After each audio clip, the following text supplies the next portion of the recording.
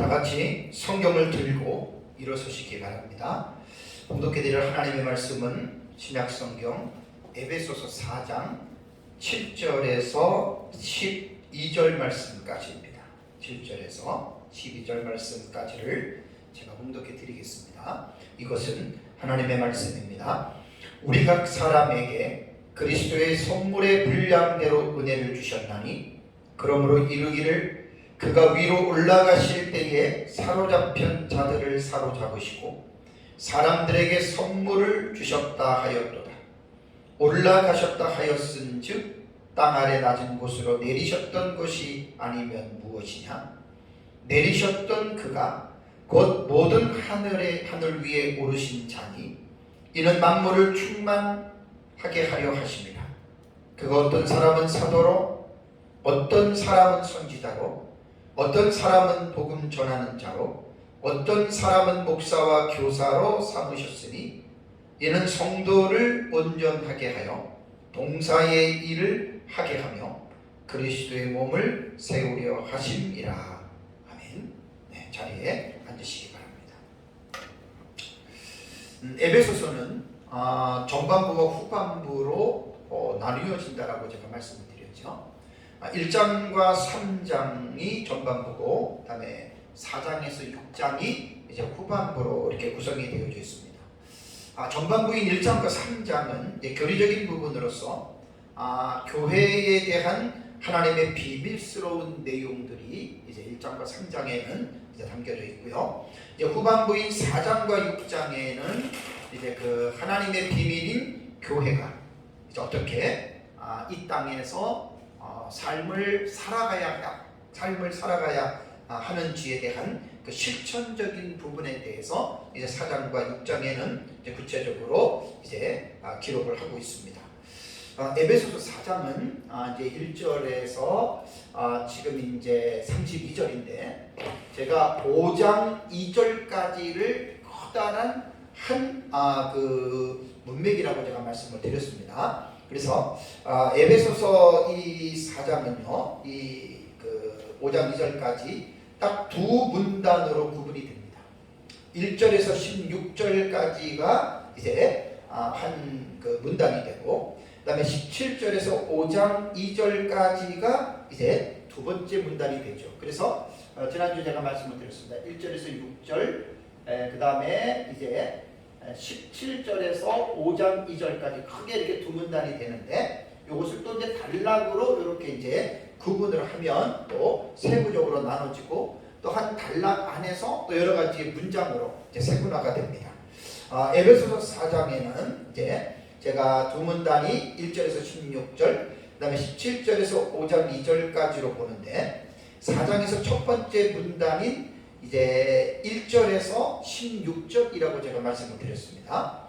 그러면 1절과 16절을 보면은 단락으로는 두 단락으로 이게 이제 구분이 되는데, 1절과 6절까지를 한 단락으로 보고, 그 다음에 7절에서 16절까지를 또 하나의 단락으로 보면 됩니다. 1절에서 6절, 그 다음에 7절에서 16절입니다. 지난주에는 제가 1절에서 6절까지 내용이 성령의 하나 되게 하심을 지키라라고 하는 말씀으로 제가 설교를 했고요. 오후 예배 때 했고, 이제 이번 시간에는 7절에서 16절까지를 이제 오후 예배까지 제가 요 7절에서 16절까지를 제가 이제 두 시간에 걸쳐서 본문의 내용을 가지고 설교를 제가 하려고 합니다. 그래서 우선 오늘 이제 지난주에 오후 예배 때 설교했던 4장 1절에서 6절까지의 내용에 대해서 간략하게 말씀을 드리면, 4장 1절을 보십시오. 4장 1절을 보시면 그러므로 주 안에서 갇힌 내가 너희를 권하노니 너희가 부르심을 받은 일에 합당하게 행하여라고 4장 1절에 나오잖아요. 그 4장 1절이 뒤에 나오는 5장 6장 전체의 후반부에 나오는 주제 문장으로 볼 수 있다고 말씀을 드렸습니다. 왜냐하면 1절에서 합당하게 부르심을 받은 일에 합당하게 행하여라고 말을 했잖아요. 그래서 여기서 행하다라고 하는 이 동사가 제가 부정사라고 얘기를 했습니다. 부정사 과거 능동태인데, 부정시상에는 시간이 개념이 없다 그랬죠, 헬라어에서. 그러니까 이것은 단회적인 사건 아니면 단호함으로 부정사는 해석을 해야 되는데 이거는 당연히 단호하게 이렇게 해석을 해야 됩니다. 그러니까 합당하게 행하는데 그냥 행하는 것이 아니라 조금 강조점을 두어서 단호함을 가지고 설명하면 확실하게 행하라는 말입니다.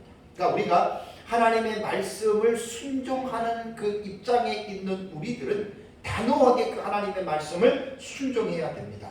능동태이기 때문에 우리 스스로가 하나님의 말씀을 통해서 우리 자신들이 이 부르심에 받은 일에 합당하게 행하여야 된다라고 하는 이 4장 1절의 말씀을 여러분들이 이제 기억을 하셔야 됩니다. 그렇다면 이제 에베소서 4장에서 6장에 나오는 이 내용들은 구체적으로 하나님이 우리를 부르셨는데 어떻게 우리가 단호하게 확실하게 우리가 그 하나님의 부름을 받은 대로 살아갈 수 있을까? 그것이 이제 쭉 6장까지 구체적인 내용들이 이제 기록이 되었다라고 하는 말입니다. 그러면 지난주 오후 예배 때 제가 4장 1절에서 6절 말씀까지의 설교를 했는데 그렇다면 이 4장 1절에서 6절까지의 단락에서 핵심적인 내용은 무엇일까요?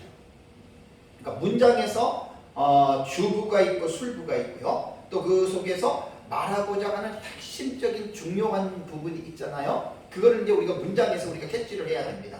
1절에서 6절 말씀에서 이 단락에서 핵심적인 내용은 3절을 보시면 평안에 맺는 줄로 성령이 하나 되게 하신 것을 힘써 지키라. 이것이 핵심적인 내용이 된다라고 여러분들에게 말씀을 제가 드렸습니다. 그러니까 성령이 하나가 되게 하셨다. 이게 사실 중요한 내용이에요. 그러니까 교회는 성령께서 그리스도가 성령을 통해서 교회는 하나가 되게 하셨습니다. 그 하나를 나누지 말고 교회는 그 하나를 힘써서 지켜야 된다. 그러니까 그 하나를 깨뜨리면 안 된다라고 하는 말입니다. 그래서 이제 제가 힘써 지키라라고 하는 이 부분을 알라와 동사적인 문장은 제가 항상 여러분들에게 중요한 부분들을 제가 상기시켜 드리죠. 그래서 힘써라고 하는 말은 이게 분사고 명령형적인 분사라 그랬습니다. 그러니까 분사는 뭐냐면 진행하는 거예요. 그러니까 힘써 그러면 힘을 써는 힘을 계속 쓰는 거예요. 그러니까 계속해서 힘을 쓰면서 지키라고 하는 것도 똑같이 현재형이고 능동태입니다. 그러니까 우리가 그 성령께서 하나 되게 하신 이 교회에 대한 이 부분을요 우리가 지키는데 그냥 적당히 지키는 게 아니라 우리 자신들이 힘을 써가면서 능동적으로 억지로 지키는 것이 아니라 우리 자신들이 스스로 그 부분들을 깨트리지 아니하고 지켜나가야 된다라고 하는 말이 4장 1절에서 6절에서 교훈하고 있는 중요한 핵심적인 내용입니다. 그러면 교회가 하나님을 지키기 위해서 구체적인 실천 방안은 어떠한 자세를 지켜야 되느냐? 그것이 2절에서 제가 말씀을 드렸죠. 2절을 보시면 모든 겸손과 온유로 하고 오래 참음으로 사랑 가운데서 서로 용납하고, 그러니까 이렇게 용납하면서 그러면서 하나 되게 하신 것을 깨뜨리지 말고 지키면서 살아가라고 하는 말입니다. 여기도 보면은 이제 겸손, 온유, 오래 참음, 사랑이라고 하는 네 가지 명사가 나오고요.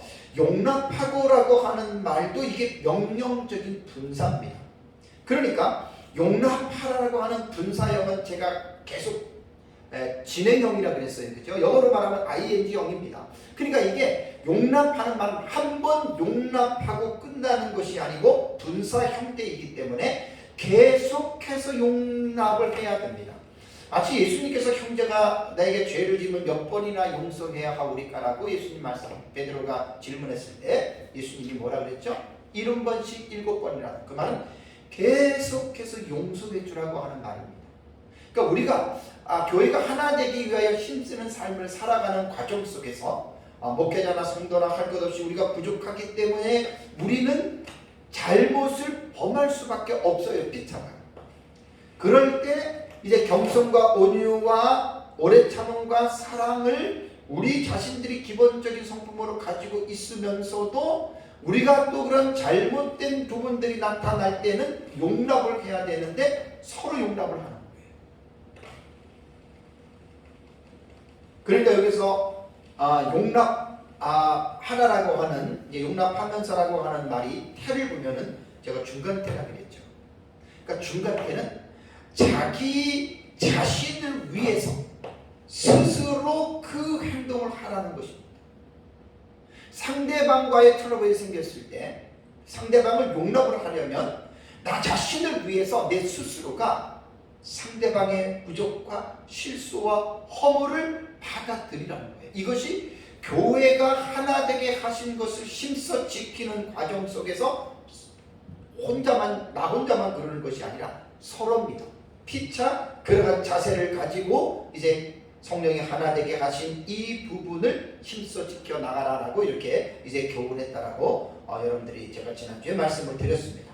이번 시간에는 이제 4장에서 둘째 부분인 7절에서 16절의 말씀에 대해서 제가 말씀을 드리겠습니다. 7절에서 16절은 제가 6문장으로 제가 구분을 했습니다.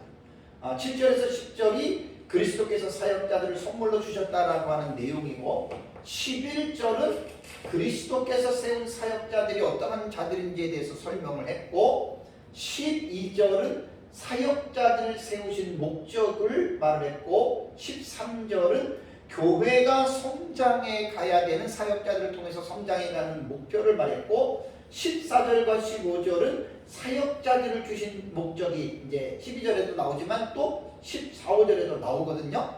그리고 16절에 교회 성장의 결론적인 진술을 하면서 이제 두 번째 단락을 마치는데, 이거를 제가 이제 2시간에 걸쳐서 오후 예배까지 이 부분에 대해서 말씀을 드리겠습니다. 자, 우선 7절과 10절 문장을 먼저 보겠습니다. 7절과 10절을 보면은 이제 하늘로 올리우신 그리스도께서 교회에 사역자들을 선물로 주셨다라고 하는 것이 7절에서 10절의 내용의 논지입니다. 자, 그러면 에베소 4장 2절과 6절에서 하나 되게 하신 것을 이제 지키라고 했는데, 교회는 하나라고 해서 단순한 하나로 보면 안 됩니다. 왜냐하면 교회는 다양성이 있습니다. 그 다양성이라고 하는 말은 이제 교회에 많은 사람들이 있고 여러 가지의 어떤 그 은사들이 주어졌기 때문에 거기에서 다양한 그 사역들과 봉사들이 이루어지는 그 공동체가 바로 여러분 교회라고 하는 것이거든요. 그러면 7절 말씀을 먼저 보시면은 7절에 우리 각 사람에게 그리스도의 선물의 분량대로 은혜를 주셨나니라는 말을 했습니다. 그러니까 7절에서 말하는 것은 뭐냐면 그 뒤에 7절에서 16절까지의 내용들을 대표적으로 이제 그 정리해서 말씀해 주는 것입니다. 그래서 이제 그 그리스도의 선물의 분량대로 하나님께서는 각 사람에게 선물을 주셨다라고 하는 것이 이제 7절의 내용인데, 여기에서 은혜를 주셨으니 그랬죠. 은혜를 주셨다라고 말을 했죠. 여기서 말하는 은혜는 카리스라고 하는 단어인데, 죄인들을 구원하시는 그 은혜를 말하는 것이 아닙니다. 여기에서 은혜는 교회의 성장과 봉사를 위한 하나님이 베푸시는 은사를 7절에서는 이제 은혜라고 이렇게 표현을 했습니다. 은사는 여러 가지입니다. 은사는 여러 가지인데, 로마서 12장 6절에서 8절을 보면은 7가지의 은사를 설명하고 있습니다. 로마서 12장 6절 8절은요. 은사가 다르다고 하면서 예언, 섬기는 일, 가르치는 일, 위로하는 일, 구제하는 일, 다스리는 일, 긍휼을 베푸는 일로 이제 로마서에는 7가지에 대한 이제 은사를 말을 했고, 고린도전서 12장 8절에는 9가지의 은사들을 구체적으로 설명을 했습니다. 지혜의 말씀, 그 다음에 지식의 말씀, 그 다음에 믿음, 병 고치는 은사, 능력을 행함, 예언, 영들을 분별함, 각종 방언을 말함, 방언함을 통역하는 것. 그래서 로마서와 고린도전서에 보면은 은사가 어느 한 분야를 말하는 것이 아니라 여러 분야의 다양한 은사들을 말을 하는 것에 반해서 에베소서의 지금 본 문단에서 나오는 은사는 특징적인 부분이 있습니다. 그것이 뭐냐면 여러 가지의 은사를 포괄하고 있는 것이 아니라 하나님의 말씀을 가르치는 사역자들에게만 주어지는 그 은사, 그들에게 주어진 은사를 말하는데, 우선 11절을 먼저 볼까요? 11절을 보면 그가 어떤 사람은 어떻게 해요? 사도로, 어떤 사람은 선지자로, 어떤 사람은 복음 전하는 자로, 어떤 사람은 목사와 교사로 삼으셨다라고 이렇게 말을 하죠. 그러니까 에베소서의 본 단락에 나오는 11절에 나타나는 이 은사는 특징이 한 분야입니다. 곧 가르치는 은사, 가르치는 직분을 받은 자들에 대해서 이제 말을 하고 있습니다. 그러니까 이 7절에서 지금 16절까지의 이 문단 속에서는 무엇이 중요하냐면 그리스도께서 교회의 사역자들을 주셨다라는 거예요. 그래서 이제 그 8절에 보면은 그 사역자들을 주신 것은 뭐라고 말을 하냐면 은혜이기도 하지만 8절에는 선물들을 선물로 주셨다라고 이렇게 표현을 하고 있는 것입니다. 그래서 교회에 직분을 주신 그리스도는 어떤 분이신가? 제가 오늘 설교 제목을 그리스도께서 교회에 선물로 주신 사역자들이라고 이제 오전 예배 설교 제목을 잡았거든요. 자, 그렇다면 이제 그리스도가 어떤 분인지에 대해서는 8절과 9절과 10절에 이제 그리스도에 대해서 묘사하고 있습니다. 자, 8절과 10절의 내용은 이제 따지고 보면 7절에서 우리 각 사람에게 그리스도의 선물의 분량대로 은혜를 주셨다라고 하는 그 부분을 부연해서 설명하고 있는 그러한 내용입니다. 자, 그렇다면 그리스도께서 주신 은혜는 어떠한 것이냐? 자신이 십자가의 죽으심과 부활과 승천하신 후에 각자에게 예수님께서 부여하신 그 선물을 말을 하는데, 8절에서 10절의 내용은 먼저 8절을 한번 읽어볼까요? 8절을 여러분들이 보시면 8절에 그러므로 이르기를 그가 위로 올라가실 때에 사로잡혔던 자들을 사로잡으시고 사람들에게 선물을 주셨다 하였도다라고 하는 말이 나오죠. 그렇다면 여기에 기억을 내려가 보면은 10편 68편 18절이라는 말이 있습니다. 그렇다면 사도 바울이 이 본문의 말씀은 구약성경 10편 68편 18절에 있는 말씀을 지금 인용했다라고 하는 표현이거든요. 그런데 여러분 10편 68편 18절과 지금 에베소서 4장 8절 말씀을 비교해 보세요. 똑같지 않아요. 참 특이합니다. 다릅니다. 그렇다면 왜 다른지에 대해서는 우리는 이 본문을 보면서 우리가 이 다른 부분에 대해서 우리가 이해를 해야 되거든요. 10편 68편 18절을 보면 주께서 높은 곳으로 오르시며 사로잡은 자들을 취하시고 선물들을 사람들에게 받으시고라고 10편 68편에는 나오잖아요.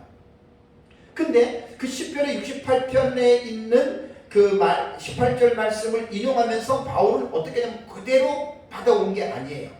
에베소서 4장 8절은 그가 위로 올라가실 때에 사로잡혔던 자들을 사로잡으시고 사람들에게 선물을 주셨다. 다르죠. 다른 점을 찾아내야 되는데 여러분들이 찾아내기는 조금 힘든데 제가 몇 가지 말씀을 드리겠습니다. 이게 뭐냐면 첫 번째 시편의 68편의 18절의 내용은 하나님께서 자기 백성을 시내 산에서부터 예루살렘으로 인도하시면서 이스라엘 백성들을 대적들을 물리치고 승리를 거두고 시온 산에 오르는 것을 이제 시편에는 말을 했는데 바울은 이 에베소서에 인용할 때 그렇게 인용한 것이 아니에요. 그리스도께서 승리를 거두시고 하늘로 올라가시면서 사람들에게 선물을 주셨다. 이게 다른 점이에요. 그래서 시편 68편 18절에는 주께서라고 이렇게 2인칭 단수를 썼는데 에베소서는 그라고 하는 3인칭 단수를 썼습니다. 그러니까 이게 이제 인칭에서 차이가 있고요. 그 다음에 세 번째는 그 선물들을 시편에는 선물들을 사람들에게 받으셨다라고 말을 했는데 에베소 본문에는 선물을 주셨다 그랬죠. 그죠? 달라요. 그러면 바울이 그러면 시편에 있는 말씀을 잘못 인용했을까? 우리는 이걸 먼저 생각을 해봐야 되는데 그러지는 않습니다. 바울이 잘못 인용할 일은 없습니다. 그렇다면 왜 그렇다면 이렇게 틀리게 이렇게 시편에 있는 내용을 인용을 하면서 바울은 말을 했을까? 그래서 이제 이런 부분들은 성경을 해석하는 데 있어서 되게 중요한 부분이에요. 자칫 잘못 해석하면 이상한 길로 빠지게 되거든요. 그래서 칼빈은 이 문제에 있어서 말하기를 시편에서는 하나님께서 원수들에게 승리를 거두시고 그들을 포로로 잡으셨다라고 하는 것을 강조하는 것에 반해서 바울은 그 말씀을 인용해서 예수 그리스도께서 십자가로 악한 영들을 이기시고 그 악한 영들을 사로잡으시고 하늘 위로 올라가시면서 그리스도의 승리를 통해서 이제 이 말씀이 성취되었다라고 보는 거예요. 그러니까 우리가 신약 성경에서 보면은 대표적으로 구약 성경의 말씀을 그대로 인용들을 하는데 이 에베소서 같은 이 본문은 좀 특이합니다. 그래서 사도 바울이 이 에베소서에서 시편 말씀을 인용한 것은 시편 말씀을 그대로 인용한 것이 아니라 그 시편 말씀에 있는 내용을 신약적인 입장에서 해석을 해서 한 거예요. 그래서 이제 예수 그리스도께서 여기 보면은 8절을 우리가 읽으면 그가라고 하는 이 3인칭 단수는 바로 예수 그리스도를 말을 하거든요. 위로 올라가실 때라고 하는 말이 예수 그리스도께서 십자가에 죽으시고 하늘로 올라가셨다라고 하는 말이고 사람들에게 선물을 주셨다라고 하는 이 말이 교회에 하나님께서 직분자들, 말씀을 가르치는 사역자들을 선물로 주셨다라고 하는 그 말입니다. 그래서 이제 11절의 말씀을 제가 여러분들에게 이제 그 부분을 말씀을 드렸죠. 그렇다면 여기서 보면은 높은 곳에 여기 보면은 사로잡힌 데를 사로잡으시고 위로 올라가셨다 그랬잖아요. 그러므로 8절에 보면 그러므로 그가 위로 올라가셨을 때 여기서 이것을 그리스도 승천으로 보는 것이 9절과 10절을 보면은 분명하게 바울이 부연해서 설명하고 있습니다. 9절과 10절을 볼까요? 9절과 10절을 보면 올라가셨다 하였은즉 땅 아래 낮은 곳으로 내리셨던 것이 아니면 무엇이냐. 그 다음에 내리셨던 그가 곧 모든 하늘 위에 오르신 자니 이는 만물을 충만하게 하려 하심이라 라는 말이 나오죠. 그러니까 여기에서 올라갔다라고 하는 말은 구약의 본문에는 이스라엘 백성들이 시내 산에서부터 예루살렘까지 올라가는 이 지상에서의 사역을 말을 한다면 바울은 그 사건에 대한 것을 가지고 신약적인 해석으로 그리스도께서 하늘로 올라가셨다라고 하는 그것을 지금 신약적 성경에 해석을 하면서 이 본문을 인용하면서 지금 사용하고 있다라고 하는 사실입니다. 그러니까 여기에 보면 내리셨다라고 하는 말은 하늘은 올라가잖아요. 그렇죠? 내렸다라고 하는 말은 올라감의 반대로 그분이 하늘에서 땅에 내려왔다라고 하는 이 내리고 올라가는 이 부분에 대해서 바울이 설명을 한 거예요. 그런데 이제 이 9절의 말씀에 땅 아래 낮은 곳으로 내리셨던 것이 아니면 무엇이냐에 대한 이 본문을 어떤 신학자들은 여기에서 예수님께서 음부인 지옥으로 내려가셨다. 십자가에서 죽으시고 예수님께서 3일 동안 이제 음부로 내려가셨다라는 말씀으로 해석을 하는데 그거는 어이없는 해석입니다. 여기서 땅 아래 낮은 곳으로 내려갔다라고 하는 말은 하늘과 대조해서 이 땅 아래를 말을 하는 것이지 이 본문에서는 음부로 내려가 음부라고 하는 죽은 자들이 거하는 어떤 지옥이라고 하는 전혀 그 하데스하고는 상관이 없는 부분인데 이렇게 해석을 하는 사람도 있다라고 하는데 이런 해석은 올바른 해석이 아닙니다. 그렇다면 오늘 그 10절에 보면은 하늘로 올라가신 목적이 있습니다. 자 보세요. 예수님이 승천하시면서 이 지상에 사역자들을 선물로 줬죠. 그럼 왜 하늘로 올라가셨어요? 10절에는 만물을 충만하게 하시기 위해서 올라가셨다 이렇게 말했죠. 자 에베소서를 지금 우리 1장부터 쭉 보고 있는데 만물을 충만하게 하신다라고 하는 말은 에베소서 1장 10절에 만물의 통일과 연결되어져 있는 내용입니다. 만물을 통일한다라고 하는 말도 이제 죄의 그 타락으로 인해서 이 세상의 모든 만물이 지금 이제 그 서로가 연합되지 못하고 화목하지 못하고 이 만물들끼리도 지금 불협화음을 이루고 있잖아요, 그죠? 뭐 영체도 마찬가지고 사람도 마찬가지고 자연의 모든 피조세계가 그렇습니다. 그런데 예수 그리스도께서 십자가에서 죽으시면서 또 그 속에는 만물을 통일하게 한다라고 하는 말은 하늘에 있는 것이나 땅 아래에 있는 것들을 하나로 요약한다 그랬잖아요. 아나케팔라이 오나이라고 하는 이 통일이라고 하는 단어가 하나로 지금 이 통일시키기 위해서 예수님께서 십자가에 죽으시고 승천하셨다라고 1장 10절에 말을 했거든요. 그런 의미예요. 그러니까 만물을 충만하게 하신다라고 하는 말은 지금 하늘로 올라가셔서 예수 그리스도께서 모든 만물을 하늘에 있는 것과 땅 아래에 있는 모든 것들을 하나님께서 지금 통일하고 계신다. 그것을 충만하게 하심이라고 그렇게 말씀을 했습니다. 그 다음에 이제 11절에 오늘 본문에서 제가 설교하고자 하는 중요한 요점이 이제 11절 12절이거든요. 11절을 한번 보세요. 그가 어떤 사람은 사도로, 어떤 사람은 선지자로, 어떤 사람은 복음 전하는 자로, 어떤 사람은 목사와 교사로 삼으셨다. 이게 이제 가르치는 은사를 받은 자들만 특징적으로 모아서 지금 설명을 하고 있습니다. 그래서 이제 11절의 내용을 11절의 말씀을 이렇게 보시면 여기에 보면 이제 그가 삼으셨다. 주어와 술구가 바로 그가 삼으셨다라고 하는 말인데 예수 그리스도를 말하거든요. 여기 보면 이제 삼으셨다라고 하는 번역된 에도켄이라고 하는 말은 그냥 주셨다라고 보시면 더 편해요. 그러니까 그리고 그가 주셨답니다. 11절의 내용. 그러니까 그리고라고 하는 이 접속어가 들어간 것은 카이라고 하는 접속어가 들어간 것은 앞에 있는 지금 그 7절, 8절, 9절, 10절에 있는 내용을 지금 연결시켜주는 이제 본문이라고 문장이라고 하는 내용이죠. 그래서 이제 예수 그리스도께서 자신의 몸된 교회에 이러한 직분들을 주셨는데 여기에서 이제 사도들 그러면 지난번에 제가 2장 할 때 설교했죠. 사도 선지자는 그러니까 이 사도들이라고 하는 이 아포스톨리스라고 하는 이 단어는 예수 그리스도의 제자들을 원제자들을 설명해 주는 말입니다. 그러니까 사도 바울까지 포함해서 말을 하고요. 그 다음에 선지자들도 구약 시대에 있었던 직분이지만 신약 성경이 기록될 당시까지는 선지자들이 있었다 그랬어요. 그래서 신약 성경이 이제 완결되었을 때에는 이 사도와 선지자의 직분들은 없어졌다라고 보는 것이 여러분 옳습니다. 다음에 이제 세 번째 복음 전하는 자들이라고 하는 이 직분은 어떠한 직분일까? 신약 성경에 두 번 나옵니다.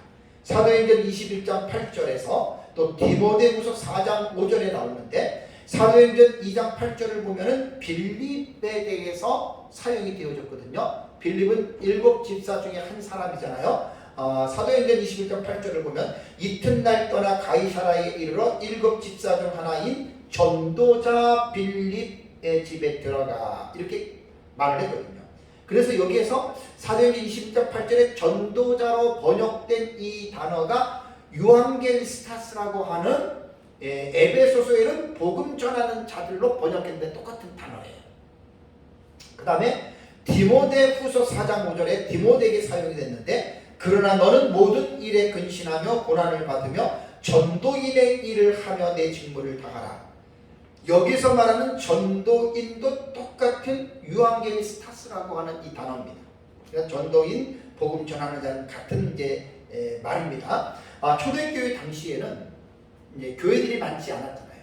그래서 이제 사도들에 의해서 복음을 듣고 교회가 세워지고 또 사도들로부터 복음을 듣고 제자가 된 자들이 또 다니면서 복음을 전했죠. 그러니까 여기에서 초대교회의 그 교회사들을 책을 읽어보면 그 순회 전도자들이 많았다 그래요. 그러니까 순회 전도자는 뭐냐? 그들은 이곳저곳을 다니면서 복음을 전하는 자들이에요.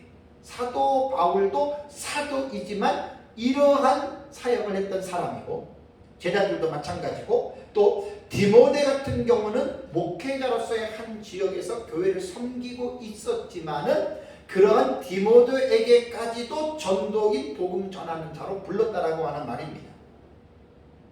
그러니까 복음 전하는 자들은 이제 목회자들도 해당이 되고, 또 목회자는 아니지만 그냥 자기 생업을 유지하면서 다니면서 이제 복음을 전하는 자들에게 사용이 되어졌던 그러한 자들입니다.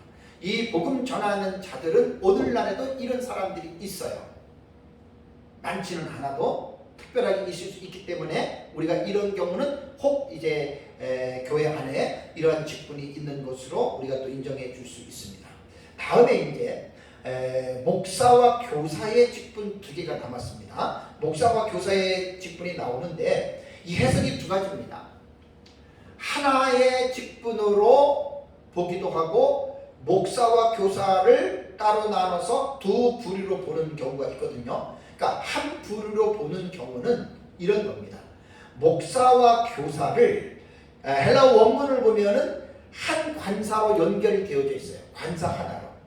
그래서 투스데, 그 다음에 포이메나스, 그 다음에 가이, 디다스칼루스라고 이렇게 돼서 이 투스라고 하는, 호라고 하는 대격 복수가 붙어 있거든요. 그러니까 이 관사 하나에 목사와 그 다음에 교사가 연결되어져 있기 때문에 원문을 주장하는 사람들은 교사의 직무를 수행하는 목사, 이렇게 읽습니다. 그래서 교사와 목사라고 하는 두 가지의 직분이 아니고 목사인데, 목사는 교사의 직무를 수행하는 자다. 그래서 원문에 관사가 붙어 있기 때문에 이것은 두 가지 직분이 아니다, 하나라고 이야기를 하거든요. 근데 여기서 문제가 뭐냐면 앞에 보면은 사도와 선지자도 똑같습니다. 사도와 선지자도 한 관사에 해당이 되어져 있기 때문에, 그러면 사도와 선지자도 뭐 사도로 부름을 받은 선지자 이렇게 하거나 또 선지자로 부름을 받은 사도들 이렇게 해석을 해야 되잖아요. 근데 그렇게 해석을 안 합니다. 사도와 선지자는 한 직분자로 가르듯이 여기에도 한 관사로 연결되어져 있다. 그래서 교사의 직무를 수행하는 목사로 이렇게 읽지 말고 그냥 교사, 목사 이렇게 하나의 직분들로 보는 것이 옳습니다. 그렇다면 여기서 이제 두 가지 직분을 말을 하면 이제 목사들이라고 말하는데, 이 목사라고 하는 이 말은 포이멘이라고 하는 단어인데 상당히 논란이 많습니다. 원래 이 포이멘은 목자를 가르칩니다. 셰퍼드, 목자예요. 목자를 가르치는데 교회 안에 이제 이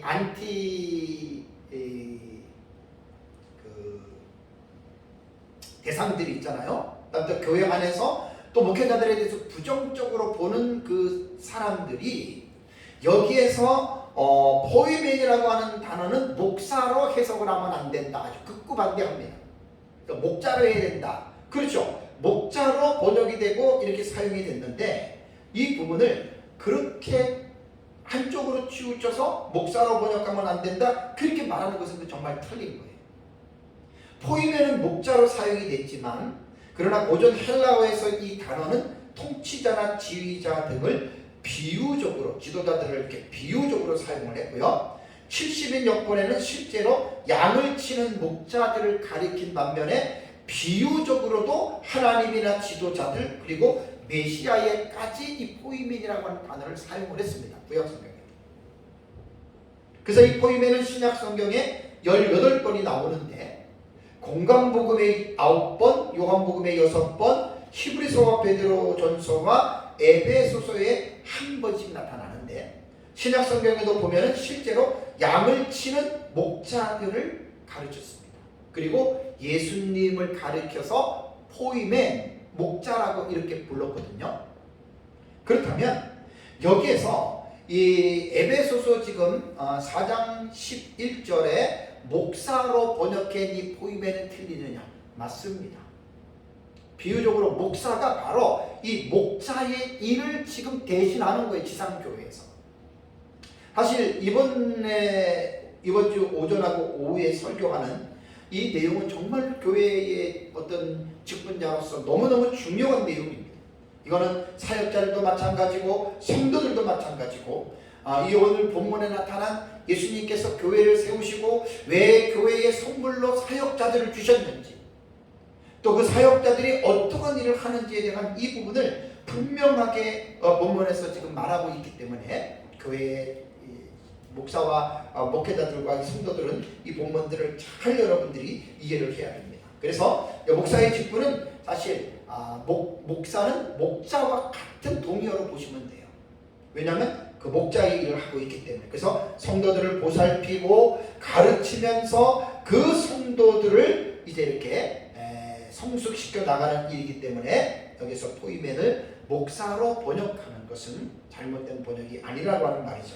그 다음에 이제 교사들이라고 하는 이 디다스칼루스라고 하는 이 단어인데 이 교사들은 그 기성란 교수님은 이렇게 말을 했더라고요. 오늘날 이제 신학교에 보면은 교수님들 있잖아요, 그죠? 신학교 교수님들 학생들을 가르치잖아요. 예, 그런 사람들이 바로 이 디다스칼루스라고 하는 이 교사의 직분에 해당하는 자다 맞습니다.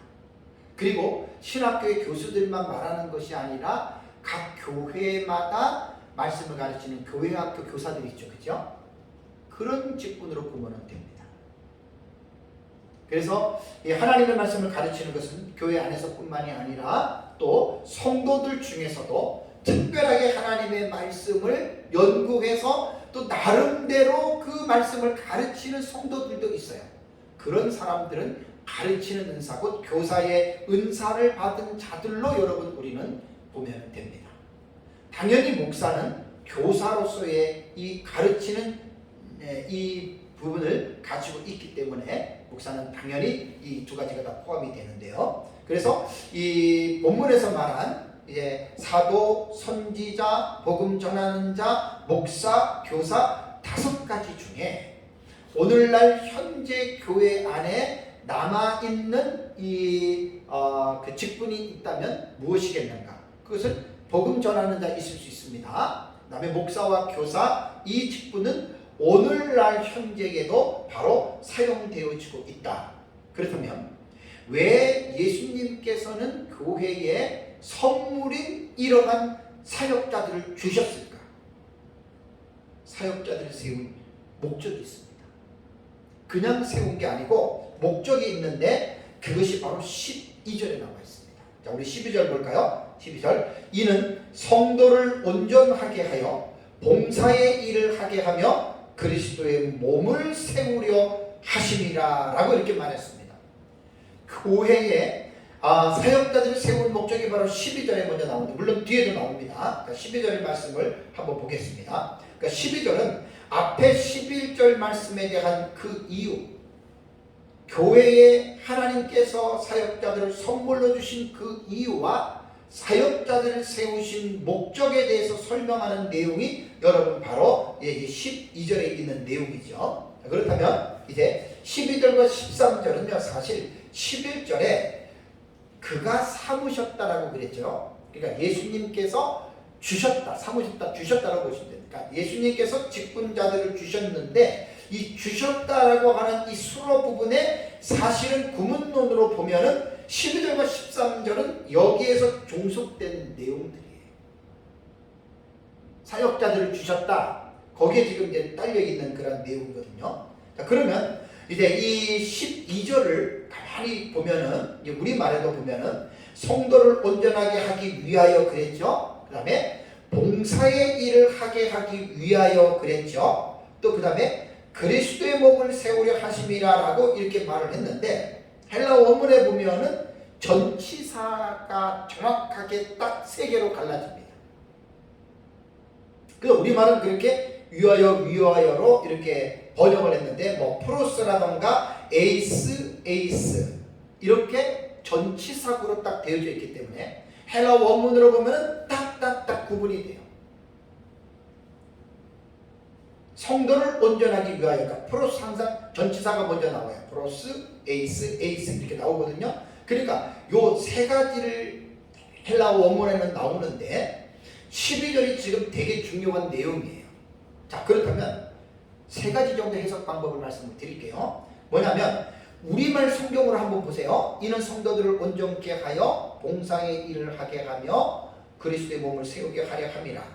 우리말 성경으로 볼 때는 사역자를 세운 목적을 두 가지로 읽혀집니다. 첫 번째는 뭐죠? 성도를 온전하게 하여서 봉사의 일을 하게 한다. 그 첫째로 이렇게 설교를 하는 거예요. 그 다음에 두 번째는 뭐냐? 그리스도의 몸을 세우려 함이라. 거의 다 이렇게 우리말 성경은 이렇게 본문을 구분해서 이렇게 설교를 합니다. 또 어떤 사람들은 이 전치사구 세 개를 하나로 딱딱딱 잘라가지고 3대기로 설교를 하는데 뭐냐면 성도를 온전하게 하기 위함이다. 이렇게 얘기를 합니다. 두 번째는 봉사의 일을 하기 위함이다. 이렇게 얘기를 하고 세 번째는 그리스도의 몸을 세우기 위하여라고 이렇게 해석들을 합니다. 무엇이 맞고 무엇이 틀리고 그렇게 말하기는 어렵지만 거의 다 대부분의 설교자들이 에베소서 본문을 설교할 때 이렇게 딱 두 가지 중에 하나를 대부분 선택을 합니다. 근데 저는 이렇게 하기보다는 길성환 교수님 책을 제가 텍스트로 삼아서 제가 여러분들에게 설교한다고 지난주 말씀을 드렸습니다. 상당히 깊게 해석을 해놨는데 본문을 좀 더 이제 주의 깊게 살펴보면 저는 이 해석법을 따릅니다. 그러니까 여기에 보면은 아까 그 세 개가 12절에 세 개의 전치사로 나누었다고 그랬잖아요. 그렇죠? 성도를 온전하게 하기 위하여 봉사의 일을 하기 위하여 그리스도의 몸을 세우기 위하여. 자, 이걸 한번 직접 보시면은 조금 이제 이해가 좀 더 쉽게 될 거예요. 요거를 좀 써놓고 보면은 좋습니다. 성도를 온전하게, 사실 전치사는 원문에는 이게 먼저 붙어요. 그래서 이게 이제 프로스라고 말을 하는 거거든요. 프로스. 그러니까 위하여 뭐를? 성도들을 온전하게 하기 위하여. 요게 이제 그 원문에는 나오고요. 두 번째는 뭐냐면 봉사를 하게 하기 위하여. 그러니까 이제 원문에 이렇게 앞에 붙는다는 말이에요. 이게 에이스라고 하는 이 전치사구예요. 다음에 세 번째는 뭐냐면 그리스도의 몸을 세우기 뭐라고요? 위하여. 그래서 헬라어는 에이스 이렇게 나오는 거예요. 그러니까 헬라어 원문을 보면은 딱딱딱 이렇게 나와요. 아, 이거는 전치사구구나. 하나, 둘, 셋 이렇게 나온다. 그렇다면 이 본문을 우리말 성경은 두 가지로 해석하는 차원에서 읽혀지고 혹자는 세 가지를 나눠서 한다 그랬잖아요. 이거는 이렇게 해석하는 것보다도 어떻게 해석을 하는 것이 더 성경적으로 해석을 하냐면 11절에 보면은 그가 예수 그리스도께서 어떻게 해요? 주셨다. 이게 주부와 술부의 중요한 핵심이라고 그랬어요. 예수 그리스도께서 사역자들을 선물로 주셨다. 그 주신 이 첫 번째의 이 그 전치사구가 목적이 되는 거예요. 11절의 목적. 그러면 다시 12절을 보세요. 이는 성도를 온전하게 하여를 성도를 온전하게 하기 위하여 그 목적으로 사역자들을 주었단 말이에요. 다 지금 이어지는 거예요. 이게 딱딱 잘라서 이렇게 해석하는 게 아니라. 그렇다면 다시 말씀을 드린다면 예수님께서 교회에 이제 사도, 선지자, 복음 전하는 자, 목사, 교사를 왜 주셨느냐? 그 목적이 뭐냐? 성도들을 온전하게 하기 위하여 사역자들을 줬다는 거예요. 요건 뒤에 좀 이따 제가 설명을 이건 같이 좀 해 나가야 되겠네요. 여기서 온전하게 하여라고 하는 이 말은요, 신약 성경에 딱 여기 한 군데만 나옵니다. 한 번 사용된 단어입니다. 카타르티스몬이라고 하는 이 단어는 완전한 자격을 갖게 만드는 거예요. 혹은 적절하게 어떤 것을 구비시키고 이런 뜻이거든요. 그러니까 본문에서 사용된 이 카타르티스모스라고 하는 이 단어는 그 뒤에 나오는 말을 또 먼저 생각을 해야 돼요. 그 온전하게라고 하는 말은 뭐냐면 그 봉사의 일을 하는 데에 부족함이 없도록 준비시키는 거예요. 그러니까 성도들을 온전하게 하기 위하여라고 하는 이 말은요, 오해해서는 안 될 게 뭐냐면 온전한 사람으로 100% 만드는 게 아니에요. 그렇게 하기 위하여 준비를 시키는 것을 말을 하는 거거든요. 그러니까 11절에 사역자들을 주신 그 목적이 성도들을 온전하게 준비시키기 위해서 주었는데, 그 다음에 이제 그 봉사를 하기 위함은 뭐냐면 11절의 목적에 대한 목표입니다. 그러니까 사역자들이 성도들을 온전하게 준비시키는데 왜 준비시키느냐? 그 준비시키는 목적이 뭘 하기 위해서? 봉사를 하기 위해서예요. 봉사라고 하는 말이, 디아코니아라고 하는 말이 신약 성경에 34번 나와요. 34회가 나오는데 이 단어가 신약 성경에 사용된 용례를 이제 보면 대부분 식사의 시중을 들 때에 이 디아코니아를 사용을 했고요. 그 다음에 이제 사랑의 봉사 수행에도 이 단어를 사용했고, 또 어떤 공동체에서 어떤 직무나 어떤 그 의무를 수행할 때에도 이 디아코니아를 사용했고, 그 다음에 예루살렘 교회가 그 가뭄 가운데에 기근 때문에 어려움을 겪었을 때 이방 교회들이 헌금을 하느라고 모았잖아요, 그렇죠? 그것도 바로 이 디아코니아 봉사로 사용을 했습니다. 그런데 예수님의 재림을 준비하는 세상을 위해서 우리 성도들이 몸으로써 살아가는 그것을 봉사하는 것으로 또 말을 했거든요. 그러니까 결국은 뭐냐면 여기서 봉사라고 하는 말은요, 한 부분만 딱 가지고 말을 할 수가 없어요. 뭐 교회에서 맡은 직분을 감당한다, 그것만 말을 할 수 있는 것이 아니에요. 그래서 하나님께서 사역자들을 세우신 목적이 뭐냐? 성도들을 온전하게 하기 위해서 하는데, 그 온전하게 하기 위한 목표가 뭐냐? 성도들로 하여금 봉사하게 하기 위해서 사역자들을 세운 목적이라는 거죠. 그럼 봉사는 어떤 부분을 봉사해야 되느냐? 교회뿐만이 아니라 사회 전반적인 그리스도인으로서 그들이 해야 할 세상을 위해서, 세상을 향해서 자기 자신의 일이 아니라 다른 사람들을 위하여 이타적인 삶을 살아가라고 하는 것이, 이것이 바로 봉사라고 하는 이러한 단어입니다. 그렇다면 세 번째 전치사구 에이스구가 뭐냐면 그리스도의 몸을 세우기 위하여라고 말을 했잖아요. 위함이라고 말을 했잖아요, 그렇죠? 그렇다면 이렇게 보셔야 돼요.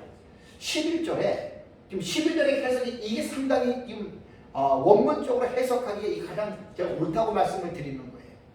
11절에 예수님께서 사역자들을 주셨어요. 그 목적이 뭐냐? 성도들을 온전하게 준비시키기 위함이에요. 온전히 만드는 게 아니라 그렇게 준비시키는 위에까지 올라가는데, 목표가 뭐라 그랬죠? 봉사를 하게 하기 위하여서 사역자들을 세운 거죠. 그 봉사의 범위가 어떻게 돼요? 교회만이 아닌 사회 전반적이죠. 그럼 이 봉사를 하기 위한 목표는 또 뭐냐? 그 왜 봉사를 하냐? 그 봉사를 통해서 우리가 뭐 칭찬을 받고 상급을 받으려고 봉사하느냐? 그게 아니라 뭘 하기 위해서? 목표는 그리스도의 몸을 세우기 위해서입니다. 저는 이 해석법이 가장 12절을 해석하는데 가장 저는 올바른 그러한 해석법이라고 저는 생각을 합니다. 거의 대부분이 앞에서 말씀드린 대로 두 가지나, 우리말로 보면 두 가지나 세 가지를 가지고 설명을 딱딱딱 잘라서 하는데, 이것은 그렇게 본문을 딱딱 잘라서 설교를 할 내용이 절대로 아닙니다. 그래서 12절에 요 세 가지의 전치사구 프로스 에이스라고 하는 12절이 이렇게 원문에는 구성이 되어져 있기 때문에 원문적인 구문론으로 읽으면 11절과 연관해서 이렇게 읽어 나가야 되고, 이제 뒤에 보면은 이제 그 14절 15절에도 사역자들을 세운 세우신 목적이 나와요. 14절 15절도. 이것도 이런 식으로 읽어야 되는 거예요. 본문을.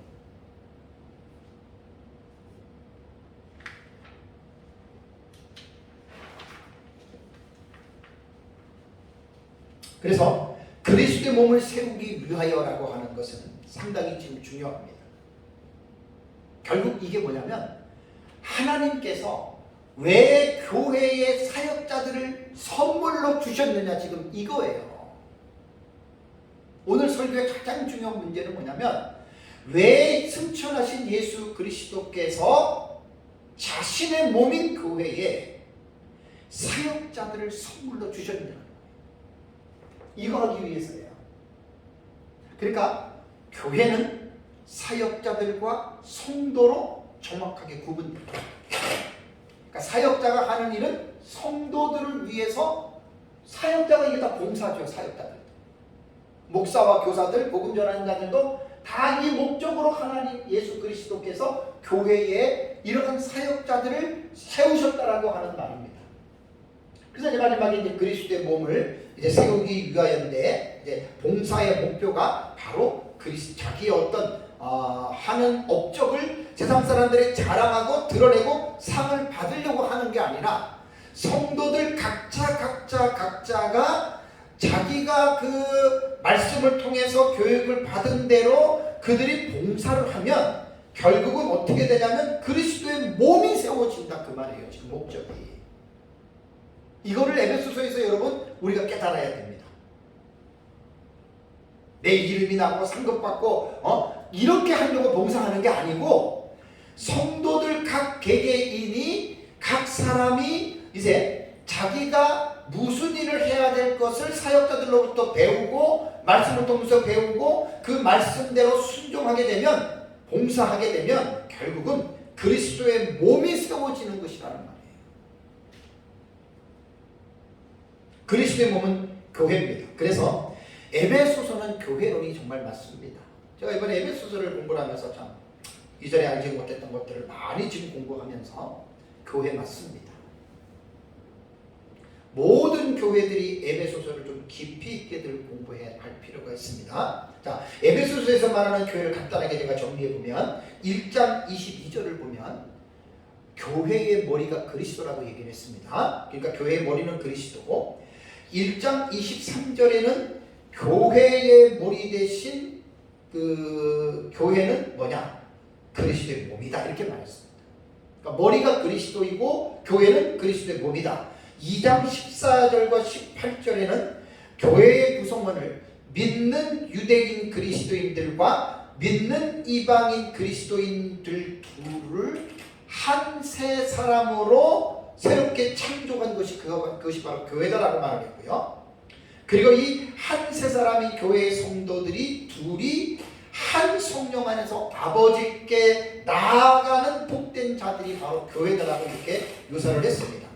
그 다음에 2장 20절에서 22절을 보면은 교회는 사도들과 선지자들의 터 위에 세우심을 입은 곳이 바로 교회고, 그 다음에 성도들 개개인이 성전이다.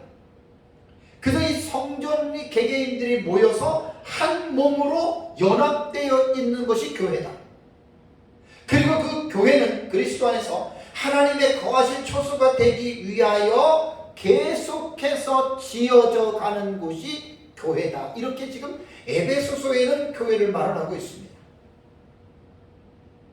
그러니까 교회는 나 개인의 혼자인, 개인의 몸으로서 구성된 이런 그 교회가 아니에요.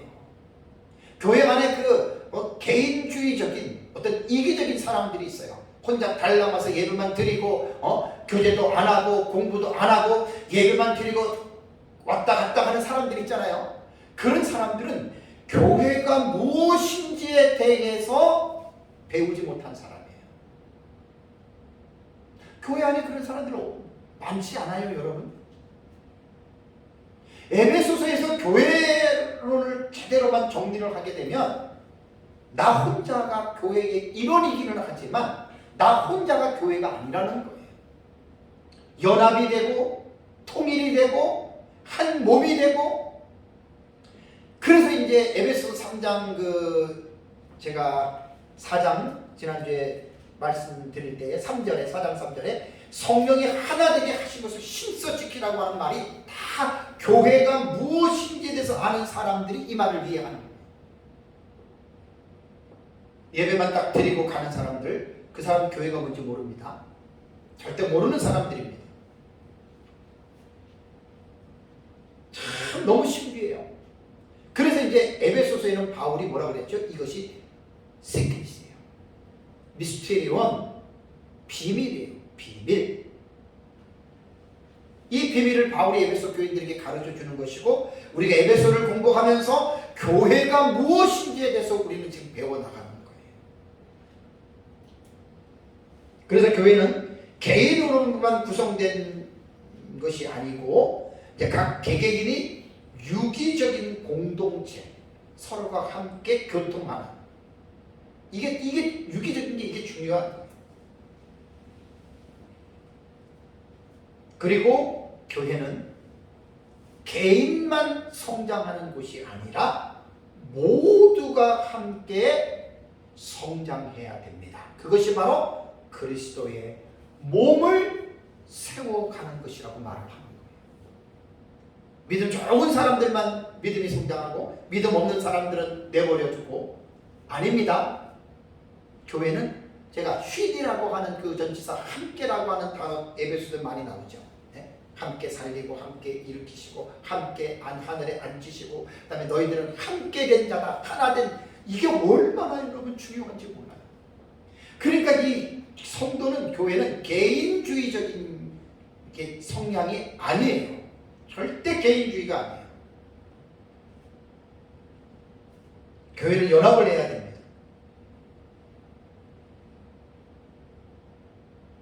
결론은 이제 어떻게 됩니까? 그리스도 몸을 세워 나가는 거죠. 하나 한 사람이, 성도 한 사람 한 사람이 모여서 하나의 원바디잖아요. 한 몸. 그래서 같이 자라가고 같이 성장하는 것이 바로 교회가 세워져 갑니다. 그리스도 몸이 세워져 갑니다. 그래서 이 일을 하기 위해서 하나님께서 교회 안에 사역자들을 주셨는데, 그것이 바로 그리스도께서 선물이라, 그게 은혜라. 사실 교회는, 교회에 목회자들이 있잖아요. 사역자들이 있잖아요. 사역자들은 어떻게 보면 주연이 아니에요. 사역자는 배우는 아니에요. 그러니까 마치 연극 같은 이제 공연으로 말을 할 때에는 배우들 있잖아요.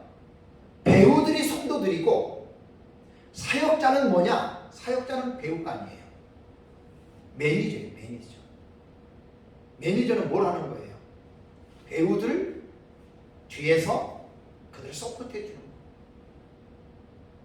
소품을 가지고 단장해 주고, 그 다음에 무대에 올라가서 노래를 하고 연기를 할 때 그들에게 필요한 것들을 이제 도와주는 것이 이게 매니저잖아요. 오늘 한국 교회를 보면은 이게 진짜 뒤바뀌었어요. 배우가 목회자가 되고 성도들은 매니저가 된 것 같아요. 그래서 대부분 교회가 나올 때 목사들만 대서 특별히 되잖아요. 목사, 어느 교회 목사, 어느 교회 목사, 어느 교회 목사, 목사가 어떠고 저떠고. 여러분, 교회는요, 목사보다는 성도들이 주역이 돼야 돼요.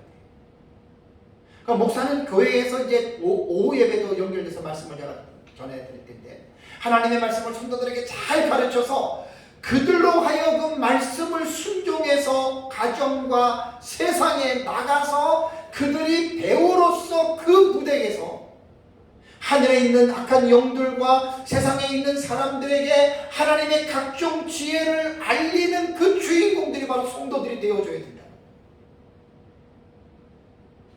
그리스도께서 교회에 선물로 주신 사역자들은 성도들을 온전하게 하고 봉사를 하게 하고 그리스도의 몸을 세우기 위한 조력자고 매니저의 역할을 해야지,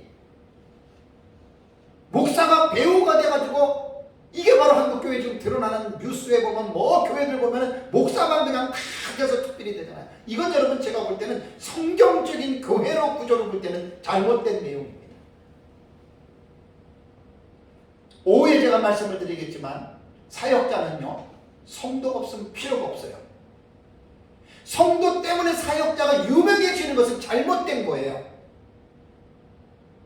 이건 완전히 사역자가 성도들의 피를 빨아먹는, 어떻게 보면 성경적인 교회로 볼 때는 전혀 그거는 상관이 없는 불법을 행하고 있는 것입니다.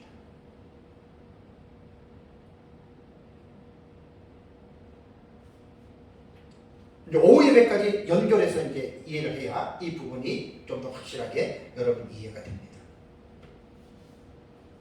교회가 예배적인 공동체입니다. 예배의 기능도 중요하지만 교회는 그것과 버금갈 정도로 중요한 것은 교육적인 공동체입니다. 인간은 교육적인 존재이기 때문에 날 때부터 배워야 됩니다. 죽을 때까지 계속 배워야 됩니다. 교육을 해야 됩니다. 교육을 받아야 됩니다. 그러니까 교회에서 말씀을 가르치는 교육적인 이 기능을 수행하는 자가 사역자들이잖아요. 목회자들이잖아요. 그런데 목사는 성도를 사육만 하면 안 됩니다. 양육해야 됩니다. 사육은 먹이기만 하고 마는 거예요. 설교만 하고 마는 거예요. 그냥 사육자가 되면 안 돼요. 사역자들은 양육자가 돼요.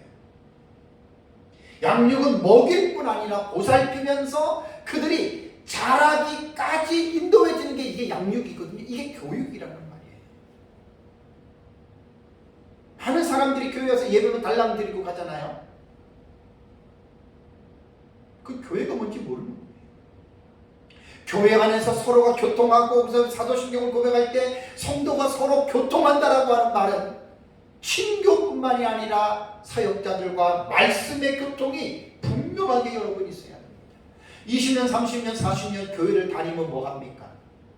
하나님의 말씀을 체계적으로 성경을 배워서 양육을 받지 않은 사람들은 교회를 다녔던 수십 년의 어떤 그러한 경력은 있을지는 몰라도 하나님의 말씀에 대한 지식면으로 들어가면 그런 사람들은 거의 체계가 잡혀있지 않다라고 하는 것이 오늘날의 현실입니다.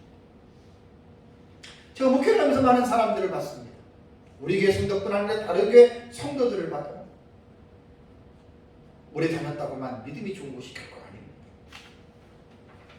사랑하는 성도 여러분, 에베소서 4장은 에베소서 2부에 해당되는 문단으로서 그리스도의 몸인 교회가 어떻게 행하여야 하는지에 대해서 매우 구체적인 사실을 교훈하고 있습니다. 우리는 하나님의 나라의 완성인 우주의 종말을 기다리면서 살아가는 성도들입니다. 예수 그리스도는 자신의 몸된 교회를 위해서 선물을 주셨는데 그 선물이 바로 교회의 사역자들을 주셨다. 그래서 오늘날에 남아있는 직분자들은 우리는 목사와 교사와 복음을 전하는 자들로서 보면 됩니다. 왜 그렇다면 하나님께서 사역자들을 교회에 주셨을까요? 그 목적이 12절에 나온다 그랬잖아요. 그래서 성도들을 온전하게 하기 위하여 준비를 시키는 것이 사역자들을 준 목적이기 때문에 사역자들은 성도들을 섬기라고 준 거예요. 말씀으로 섬기라고 준 것이지 성도들 위해서 굴림하라고 준 것이 아니에요.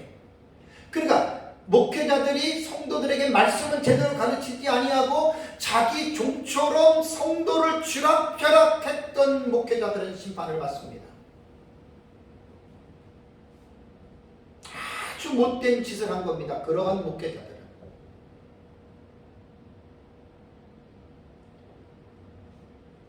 성도들을 하나님의 말씀으로 온전하기 위하여 준비시키지 않고 무조건 목사 말 들어라, 목사 말 들어라.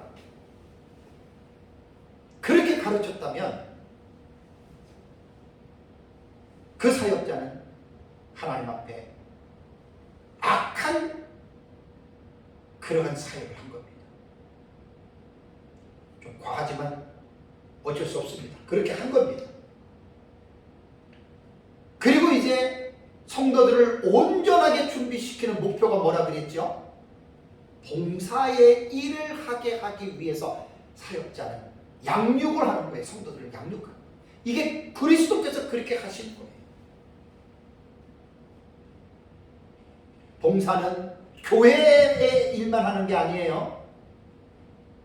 세상을 향해서 하나님의 말씀대로, 그것이 이제 에베소서 3장 10절에 하나님이 교회로 말미암아 하늘에 있는 통치자들과 권세들에게 하나님의 각종 지혜를 알리게 하시기 위한 그 하나님의 수단이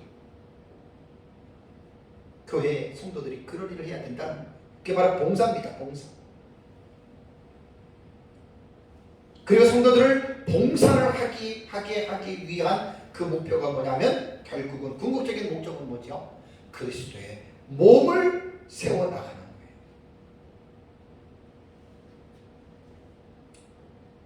참 교회는 비밀스러운 공동체입니다. 아무나 알 수가 없습니다. 하나님께서 이 비밀을 사도들과 선지자들을 통해서 계시하셨고, 또 그 비밀을 깨달은 사도 바울이 에베소서를 통해서 에베소 교인들에게 이 교회를 향한 하나님의 놀라운 비밀을 그들에게 계시하신 것이죠. 오늘 말씀을 잘 기억하고요. 에베소 오늘 읽은 4장 7절에서 12절에 관한 이 내용은 바로 그리스도께서 교회에 선물로 주신 사역자들, 왜 선물로 주셨느냐, 그 12절에는 이제 그 목적에 대해서 말씀드리고, 또 오후 예배 때에 13절에서 16절까지 이 부분에 대해서 여러분들에게 말씀을 전하겠습니다. 다 같이